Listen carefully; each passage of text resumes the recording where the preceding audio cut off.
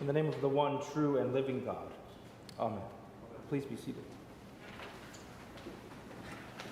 Good morning on this cold second Sunday of Christmas. It's a joy to have you here. We are still, as you know, in the 12 days of rejoicing at Christ's birth, still in the Christmas season. But the last time that we heard from Luke's gospel, we were hearing from Luke chapter 2, earlier in chapter 2, where the most well-known story perhaps told of Jesus' birth. This time of the church year, the readings are sort of whiplash kind of filled. We've gone from Jesus being a newborn about, 10 days ago, 8 days ago, to now he's 12 years old. When we celebrate Epiphany later this week, he'll be back to being a baby. So just don't try to keep the chronological tracking here.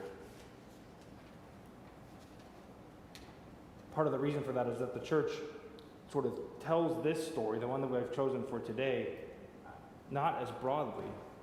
It's chosen once a year, if it can be. There's actually 3 gospel choices for the day. We've chosen this one. It's one of the rare times, in fact, the only time in Scripture that we hear of Jesus as something neither the baby nor a full-grown adult. It's one of the only stories we have of him as a child. In other places, we hear that he grew in wisdom and grace, but otherwise, some of the Gospels tell of his birth, some of them just start when he's a full-grown adult. But today's story depicts 12-year-old Jesus with his family, the Holy Family, doing what it is that they do every year, and presumably have done every year since Jesus was born, making their annual pilgrimage to Jerusalem for the festival of the Passover. But this year, of course, would be a bit different. Jesus, now 12, went with his family, keeping the traditions and religious practices of his time. And where the story changes from the previous years of his life is that this time he did not return with them, though they had started to follow their journey back to Nazareth. They went a day's journey on the return trip, even though they could not find him. They assumed he was somewhere in the group, though we know he had actually stayed behind in the temple. It was 3 days after he was lost that they found him there among the teachers, listening and asking questions. The story often gets discussed by preachers and writers as sort of an everyday family kind of moment. See, they're just like us sort of experience. And there are some ways that the story is indeed like every family or person caring for a child. We all, or many of us, know of that 10-second moment where it seems like your kid is lost and the feeling that gets right into the pit of your stomach. Or that moment when they really are lost and the sheer terror that comes over you. It's a terrifying way. It's terrifying in a way that few things are. It seems that Mary and Joseph found Jesus. When they found Jesus, they must have been feeling something of that sense of terror and worry. And they didn't have to wait just a few minutes or for a page over a PA system. They had to wait for 3 full days' journey to get back to their kid. Can you imagine? But I think the comparisons really stop there. Though many want to surmise that this was ornery preteen Jesus just trying to buck his parents' rules and to test out some newfound independence, I'm not as convinced. It seems to me that there must be something else going on here. One of his first lessons for those who would learn to follow him, given to his very family, even as a 12-year-old. And as Jesus is wont to do with his teachings, they echo down even to our own day. You know, generally speaking, I'm a big fan of what have come to be known as dad jokes. The more groans and eye rolls and a pun, the better. Ellen will tell you this. I'm not really sure, though, that I subscribe to the name dad joke, because one need not be a dad to tell them. I know from personal experience. And one of the classics, when anything that was lost and but was then found, is it's always in the last place you looked, right? That feels like something your parents always say to you. I'm sure you're already looking at someone or thinking of someone who says this to you every time you lose something. Perhaps one of the reasons that this phrase has endured is because there's also some degree of truth to it. Of course you found it in the last place you looked. Why else would you keep looking? When Mary and Joseph finally complete that worry-filled 3-day journey back to find their child, his response wasn't that he was terrified too, or that he was angry that he got lost, or that he had found some kind adult to keep him cared for and safe in that intervening time. Rather, when Mary says, "Child, why have you treated us like this? Your father and I have been searching for you in great anxiety," Jesus replies, "Why were you searching for me? Did you not know that I must be in my Father's house? Why were you searching for me?" he says. It seems as though Jesus is saying, why was this the last place you looked? This should have been the only place you looked. In fact, you should have known I was here, for there is no other place I wanted to be. There is no other place I could be. All we are told is that they did not understand what he said to them, but I like to imagine that was much more of an incredulous, frustrated, "What do you mean, why were we searching for you?" kind of moment. Something we all would understand quite well. And as I said, many would like this to take this and say, look at Jesus being this ornery preteen, but as I have spent time with this reading again this year, Jesus' question back to his parents, "Why were you searching for me?" is a rich invitation for them and for you and I who would give our lives to follow him this day.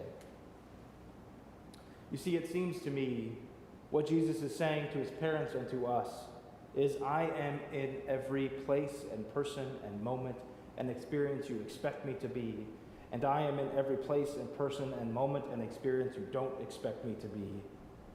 There is no need to search. I am not lost at all. And if that is true, that Jesus is everywhere he must be, then he only ever seems lost to we who are too prideful or busy or stressed or proud or ambitious or laissez-faire or whatever it might be to seek him out.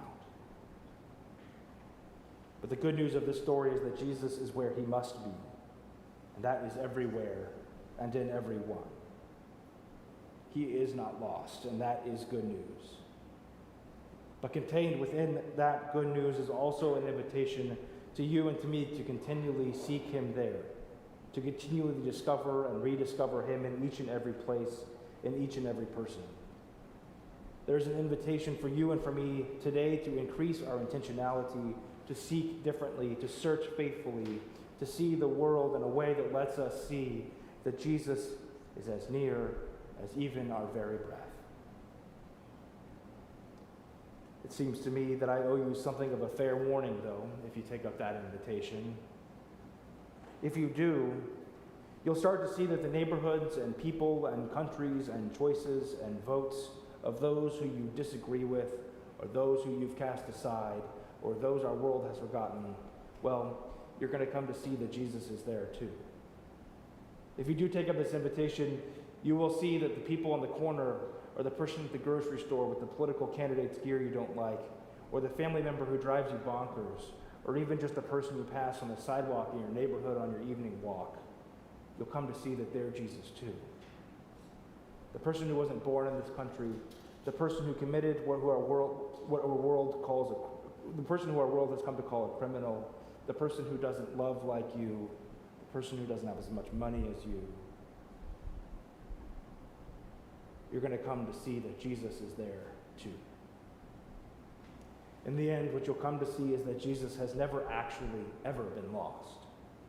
He is around us and in us and by us each and every moment. It seems to me that even beyond that, one of the last places we tend to look for Jesus is within ourselves. In an interview with Krista Tippett on the radio show and podcast On Being several years ago, the actor Martin Sheen was interviewed in an episode called The Spirituality of Imagination. In it, he said, "The greatest mysteries are the simplest ones. Those are the ones that we confront every day.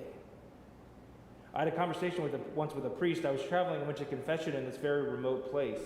And suddenly he said, well, we don't know what God is, do we? And what it says, every time we try to identify God, we are sure to identify what she is certainly not.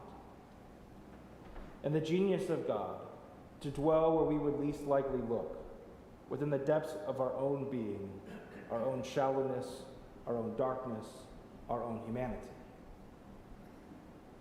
It's rather remarkable, I think, to call that the genius of God.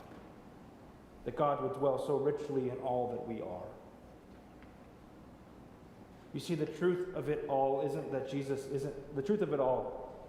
isn't lost because he is in everything and person we see. But the even bigger and truer truth is that he isn't lost because he is within you and within me.